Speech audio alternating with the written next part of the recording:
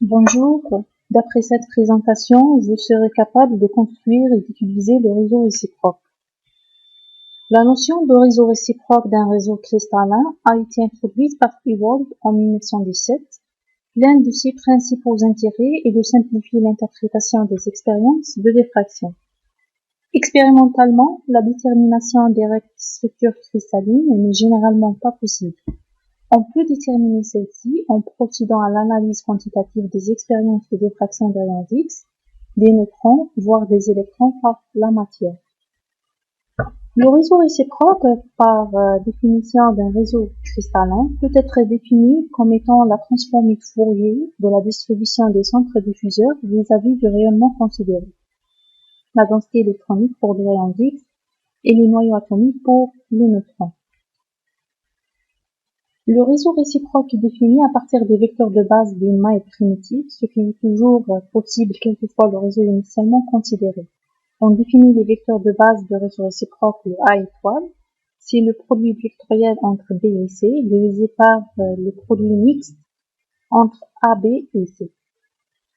De la même façon, on obtient le B étoile et le C étoile. Le produit mixte ABC présent au dénominateur est égal au volume de la maille primitive. Les vecteurs de base de réseau réciproque A étoile, B étoile, C étoile, les vecteurs de base de réseau direct satisfont des relations suivantes. Le A étoile A est égal à pi, B étoile B est égal à pi, C étoile C est égal à pi, mais le produit entre deux vecteurs différents est égal à 0. Le réseau réciproque du point bâti à l'aide de cette maille A étoile, B étoile, C étoile définit l'espace réciproque qui est l'espace duel de l'espace direct.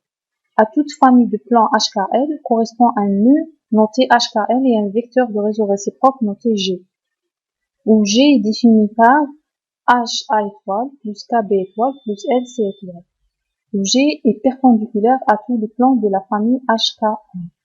Les paramètres angulaires du réseau réciproque peuvent être calculés à partir de la géométrie sphérique.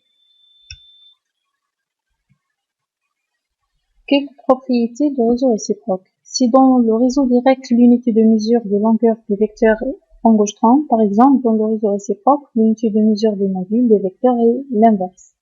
La rangée HKL du réseau réciproque est orthogonale à la famille de plans HKL.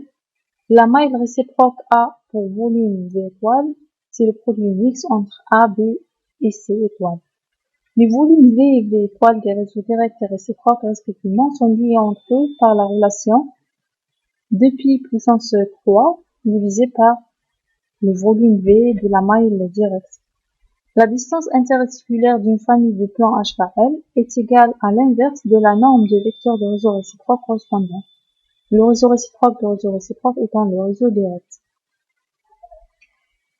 On prend l'exemple d'une maille monoclinique où le A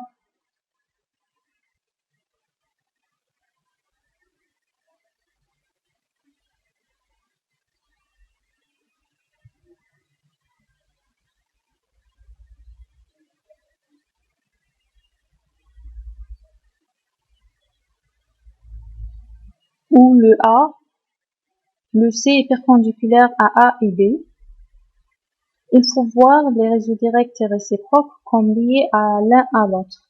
Lorsque l'un des réseaux tourne autour d'un axe, par exemple, l'autre tourne autour du même axe. Les deux origines O étoile de ces deux réseaux peuvent être confondues ou séparées. Par contre, leurs orientations sont liées par les relations de définition. En effet, la définition de A étoile, par exemple, lui impose d'être perpendiculaire à B et à C. On prend l'exemple d'un réseau cubique. Le premier exemple, le réseau réciproque d'un réseau cubique à face centrée est un réseau cubique centré. Et le deuxième exemple, le réseau réciproque d'un réseau cubique simple est un réseau cubique simple, comme on remarque sur la figure. Donc, la première zone de Brillouin est définie comme étant la maille primitive dans l'espace réciproque. Elle est définie par la même méthode que la maille de Wiener-Set dans le réseau direct et s'identifie à celle-ci dans l'espace réciproque. Pour tout nœud, on remarque que pour tout nœud du réseau réciproque, On peut tracer un plan médian où la loi de Bragg est vérifiée, où l'électron est fortement perturbé par le potentiel. Ces plans médians définissent les zones dans l'espace réciproque. On appelle ces zones les zones de Brillouin. Ça, c'est la première zone de Brillouin. Et cette zone, c'est la deuxième zone de Brillouin. La zone de Brillouin en 3 dimensions, c'est la même chose, c'est une même définition en 2 dimensions, le même principe.